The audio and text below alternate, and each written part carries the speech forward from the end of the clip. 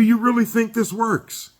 When the chips get down and all the stuff starts to fly, the stuff hits the fan and it starts to fly, where is your heart going to be? Where is your spirituality going to be? Where is your faith and trust going to be? Are you going to trust in the Lord, or are you going to try to trust in your own device? And sometimes those things overlap, because if you trust in the Lord, God will give you a device to survive. God will give you an option. God will give you an avenue to pursue. God will give you a channel to go to. God will give you the tools you need to make it through what you're going through. And that will give you the knowledge of what to do next time and the wisdom to understand what just happened. So we've got to, saints, we've got to work hard on this. We really do. And all of us have some area in our life that we need to work on. And everybody's area isn't the same. And that's the beauty of us being together as a family and a congregation and being so close-knit, is that we know each other's faults and we know each other's strengths.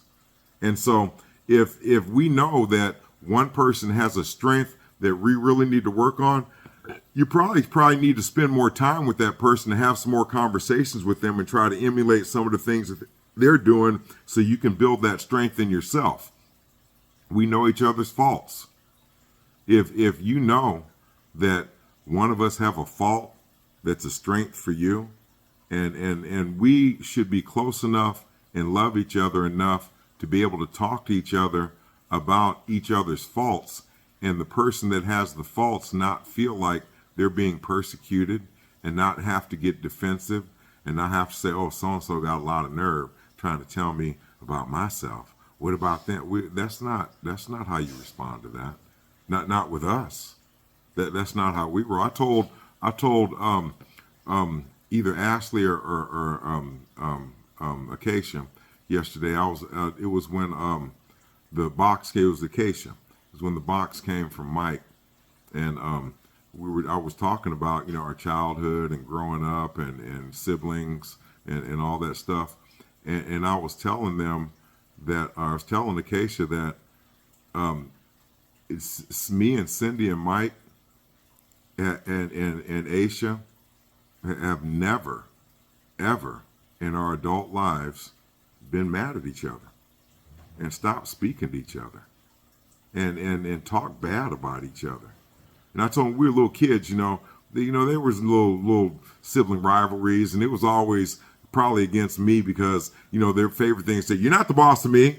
You know what I mean? Because I was the big brother and I had to take care of them, and I had to, try to lay down some discipline as best as I knew how, because I'm the babysitter and I'm responsible for what's going to happen. But in our adult life, we've never been mad at each other. We've never had, told somebody else, I can't stand my brother, or I can't stand my sister. That just has never happened. And that is from the type of love that we had in our environment growing up. And I taught that to my kids. And even though my kids have been silly sometimes and had little beefs against, it's pretty much the same way. At the end of the day, they love each other, and no matter what they were going through, they came together to make it happen when the other one needed help. And that's a testament of the continuation of what I learned and what my parents learned and what I taught my children diligently, and what they're going to teach their children diligently, and that's generational.